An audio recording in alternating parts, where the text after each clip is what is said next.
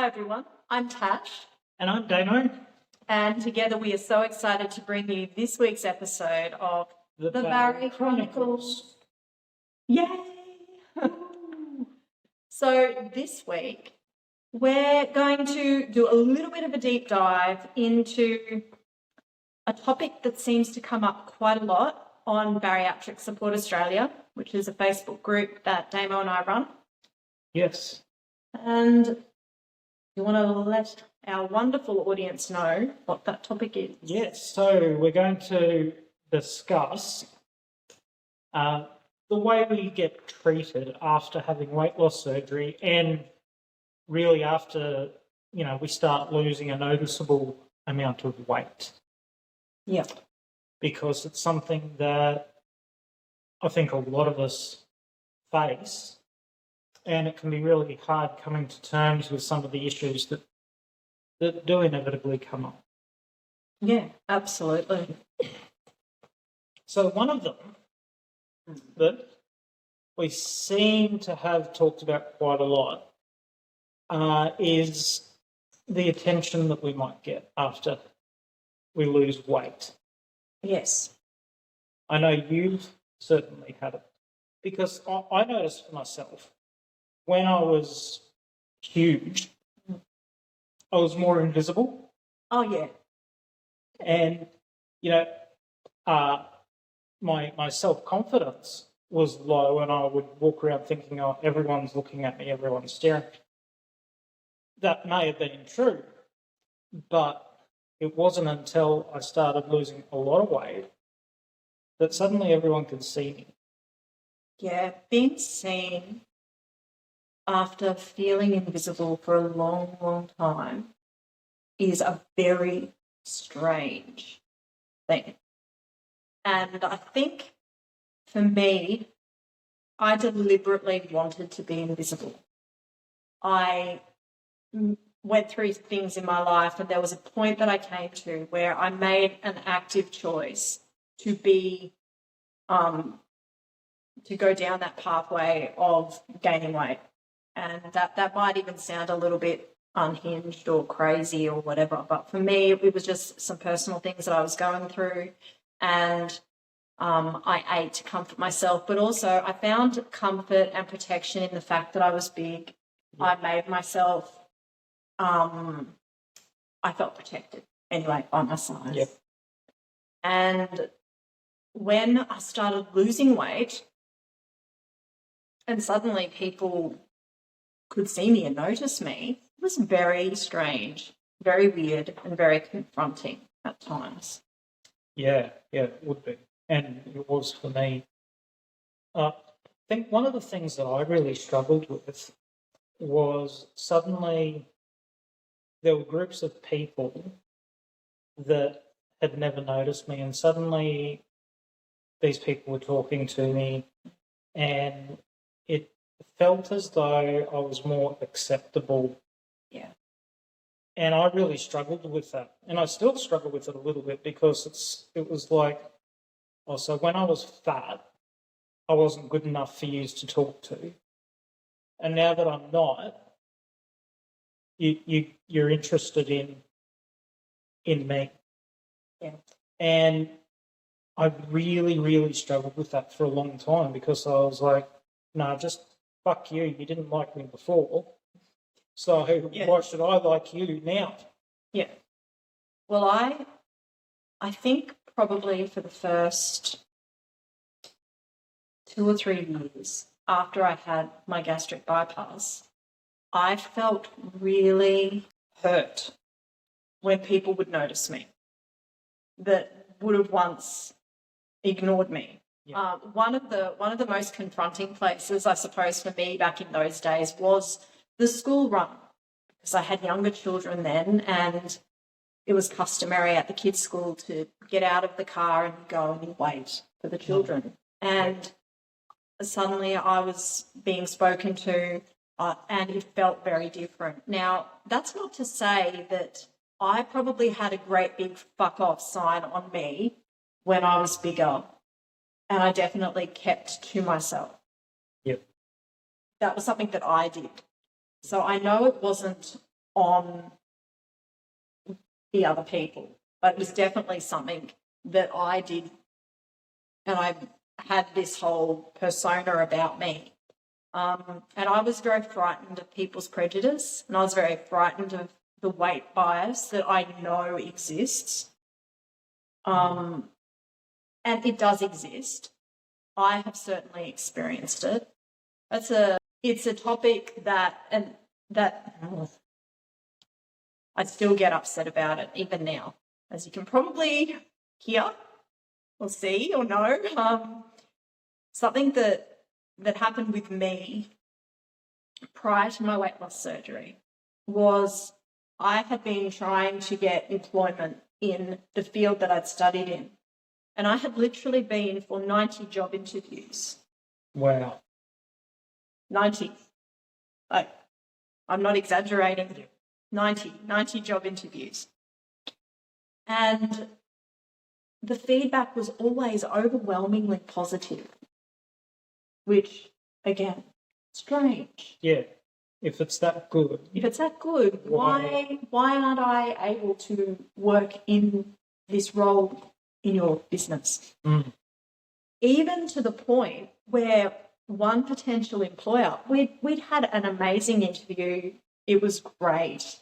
And she actually sent the recruiter some feedback and said, I would love Tash's personal contact details because I'd love to be her friend. But didn't want to. But there was someone that was just a bit more suitable than me for the role. So that was a really strange... That's a real slap in the face, though. It was a strange reality.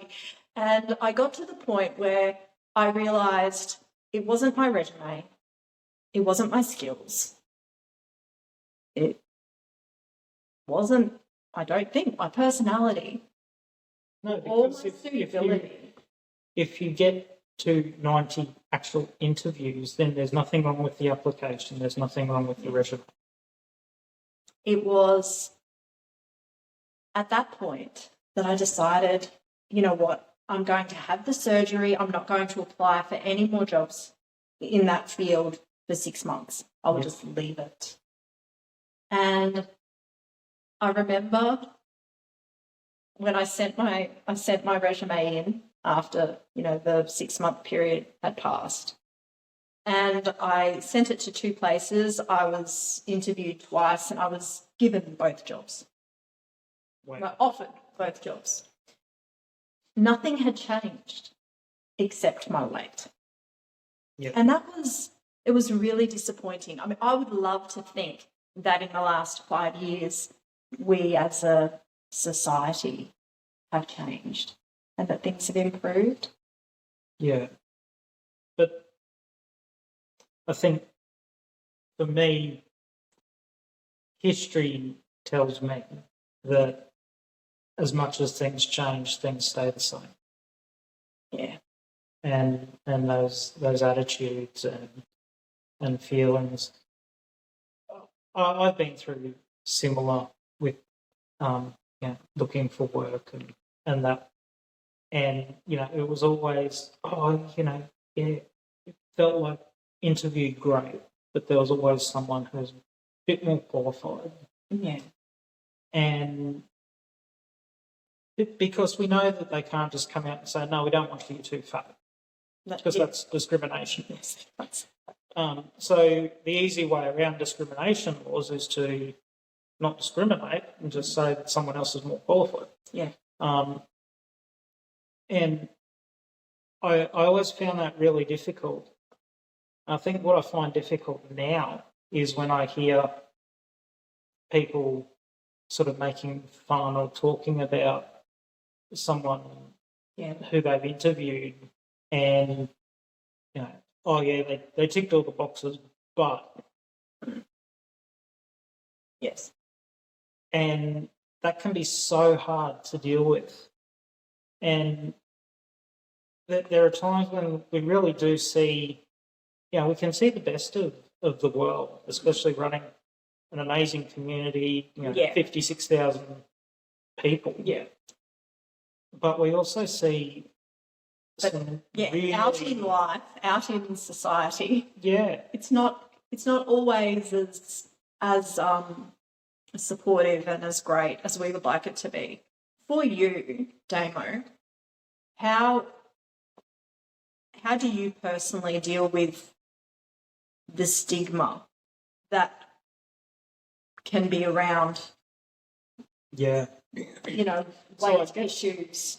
I guess for me, and it wasn't easy, and it took a while, but I had to come to the, I guess, acceptance that people had a bias. Yeah.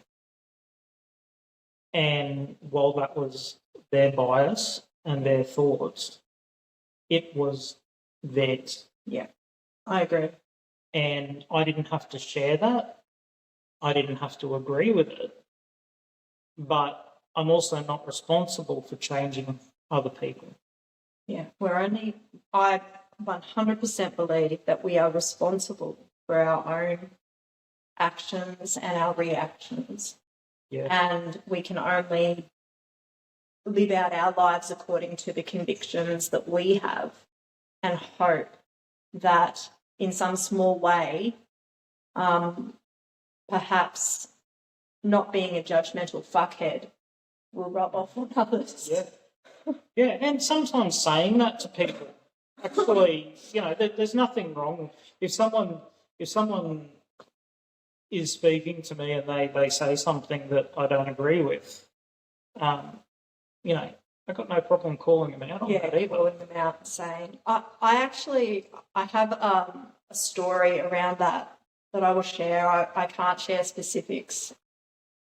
But I was out with some people, and I was having an amazing time. We were having such a great time together. And somebody that was of an older generation was there as well. We'd been having such a lovely time. It was really great. Just sitting at a cafe, having breakfast, chatting away. And somebody walked past who was in a bigger body, and I was horrified at the things that were said, and we actually ended the breakfast there. Didn't make a big drama of it because of the association with that person. Yep. Didn't want to create an issue. Yep. But I just couldn't be around that. So I know beyond a shadow of a doubt that there is a bias. And do you know something that I found really challenging? I nearly felt like I was agreeing with the bias when I chose to have weight loss surgery. Yeah. Because I thought, well, I don't want people to think that if you're in a bigger body that there's something wrong with you. Yeah. Or that you aren't valuable and that you aren't amazing and incredible and important just exactly as you are. I personally chose to go down the route of weight loss surgery because of the medical issues that were around my life, and I knew that they were going to become worse if I didn't do something. Yeah. It was never once because I wanted to be skinny. Actually, I never even really thought of that. I just didn't want to die. I didn't want to die early. I didn't want to leave my children without a mother. I was incredibly frightened and worried about that. So for me, I was actually really quite concerned about how I was going to navigate that. And I didn't want people to think that I was saying that it's not okay to be how you are. Yes. Because let's face it, not everybody will choose to go down the path of having weight loss surgery, and that is okay. Yeah, definitely. And it is okay to be in a bigger body. Yeah. 100%. Yeah. Here's where I think, because I've noticed that there can be a lot of opinions the other way, that, you know, I should be able to be accepted as I am, which 100% true. Yeah, 100%. I totally agree with that. What I don't have the right to do is demand that you see that my way, or that you see it anyone else's way. You know, I fully support if someone is happy in their skin, and with their life, they are perfect the way they are. Yeah, totally agree. Totally. If they have health issues and, you know, they come to that decision. For me, I was on 350 units of insulin a day. Yeah. I was on 32 different tablets a day, as well as pain patches and everything else. And the endocrinologist looked at me and said, Damo, you'll be dead in 5 years. There's nothing else we can do. Yeah. I had no choice but to do something that I felt was extreme. I didn't actually want to have weight loss surgery. I was happy eating what I ate. I was happy with my portion size. I love to go out and get a 500-gram steak and eat the whole thing. Isn't that interesting though? I can completely relate. I was terrified because I'd had the lap band experience. Yeah. The evil, shitty lap band experience. The thought of having further weight loss surgery, as you know, I did not want to do it. Yeah. At all. It was only that I had gained weight steadily, consistently, for years. I was getting bigger and bigger and bigger. And I knew that there was a time that was coming very soon where my body would just give out. Yeah. And I had to do something. And because I'd had the previous lap band, gastric bypass was recommended. I had kind of thought I might have a sleeve, but that wasn't even an option.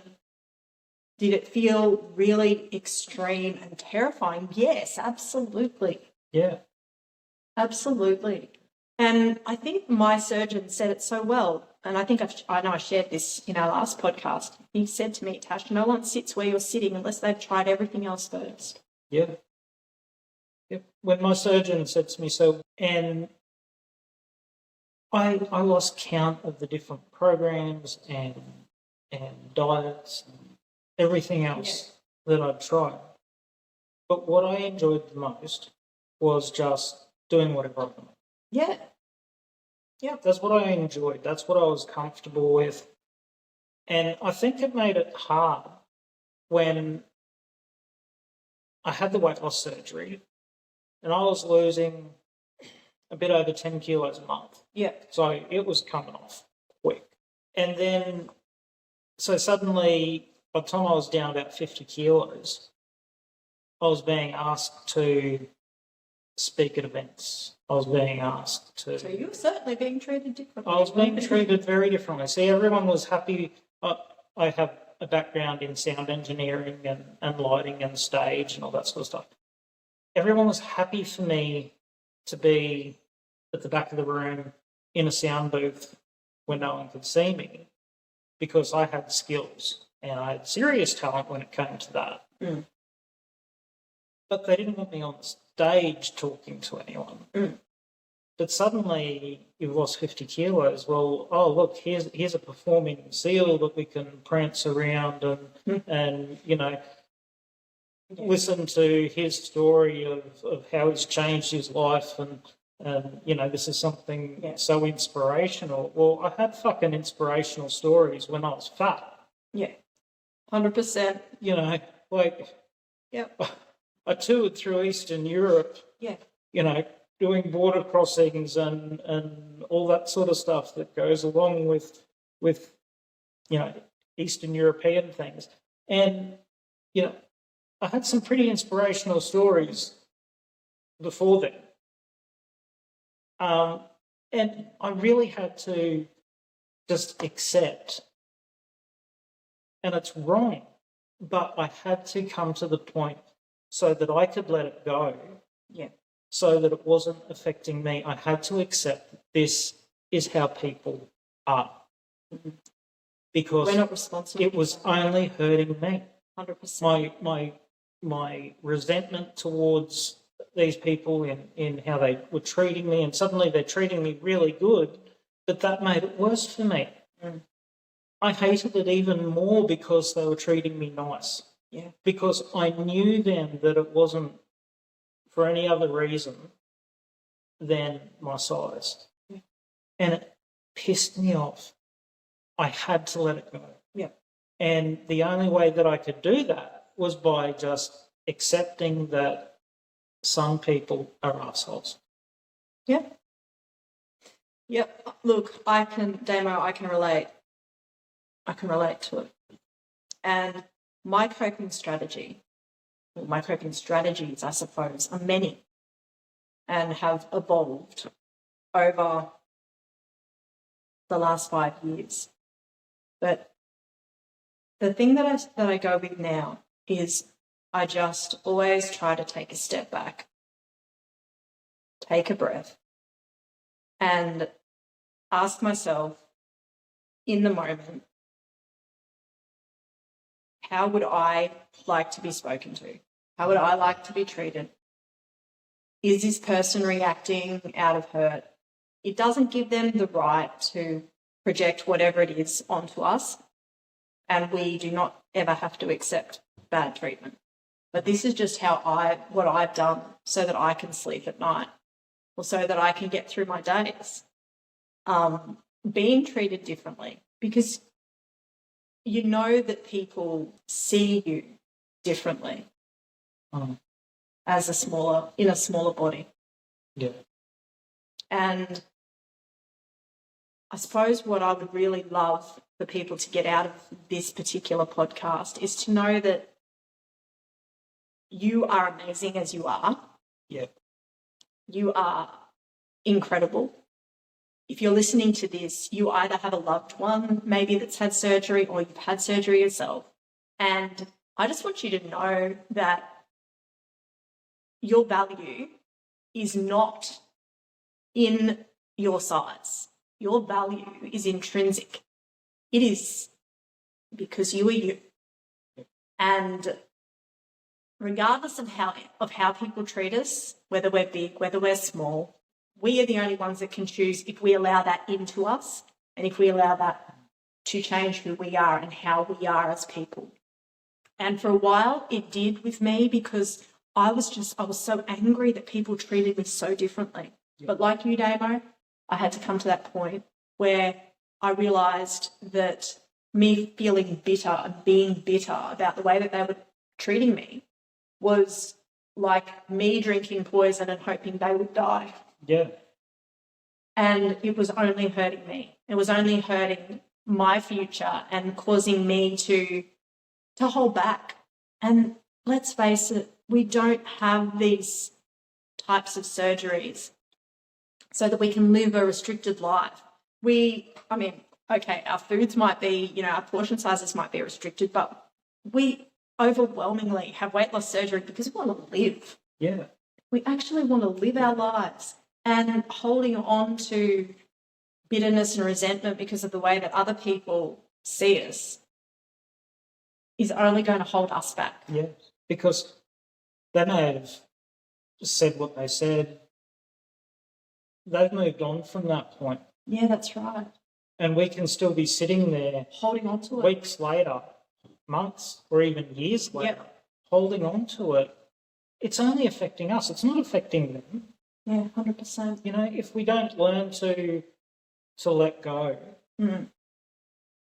however we have to do that, it might be that you have to take that breath and do that every day, because those feelings come back, and they come back for me. There is times where I'll be sitting there, suddenly something triggers that. Yeah, and my mind flashes back, and I could spend an hour thinking about what someone said to me 10 years ago.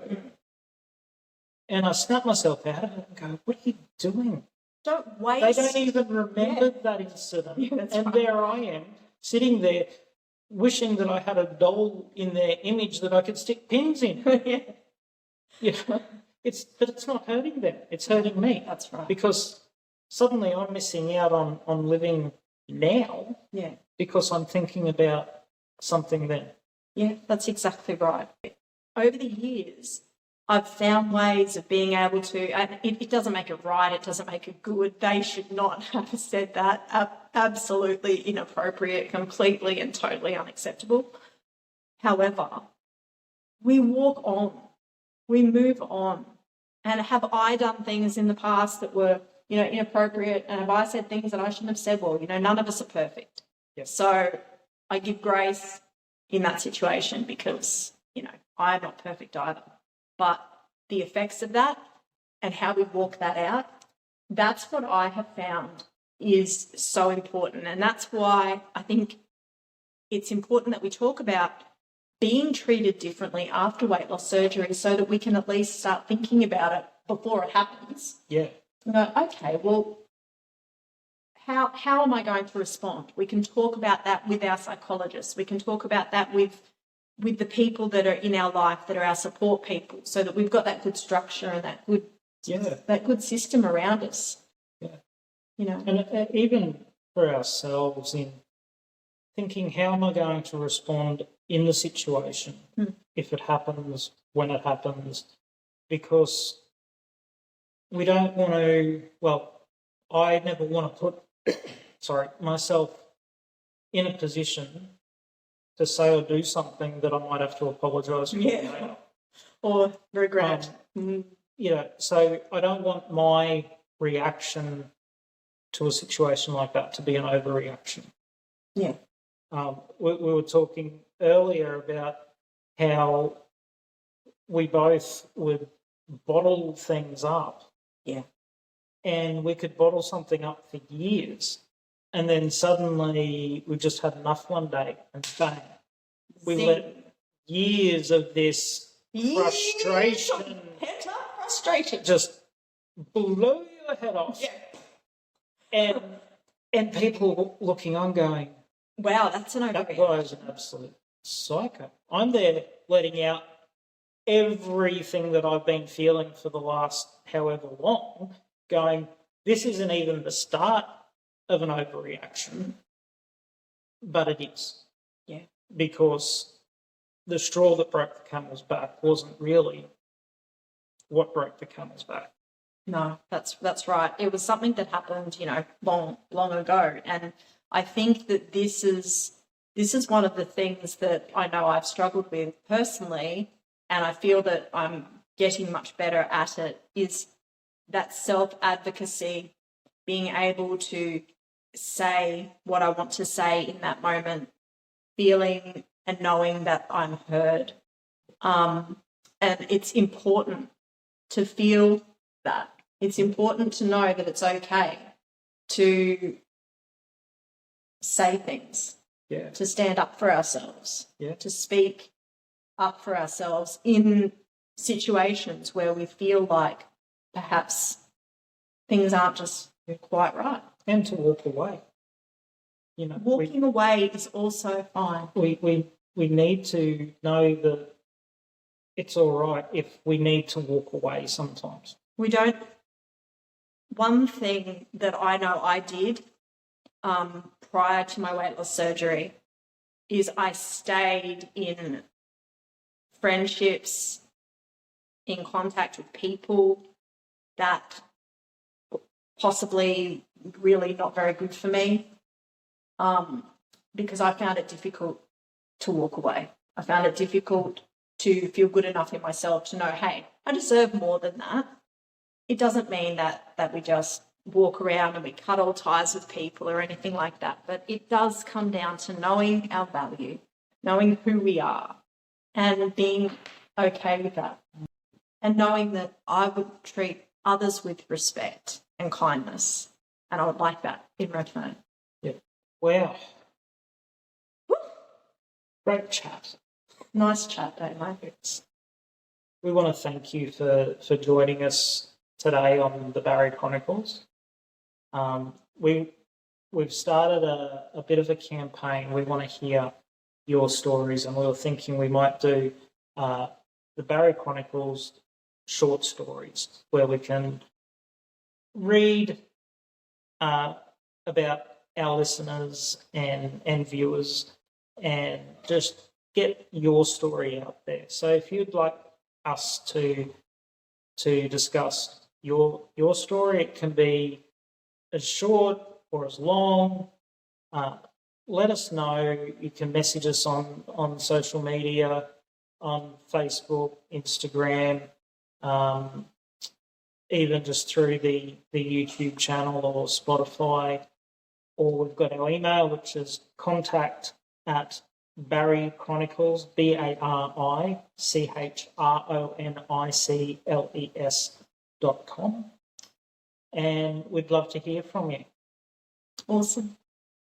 Look forward to chatting again soon. Stay safe. I think that was okay or too heavy? No, I think it was good.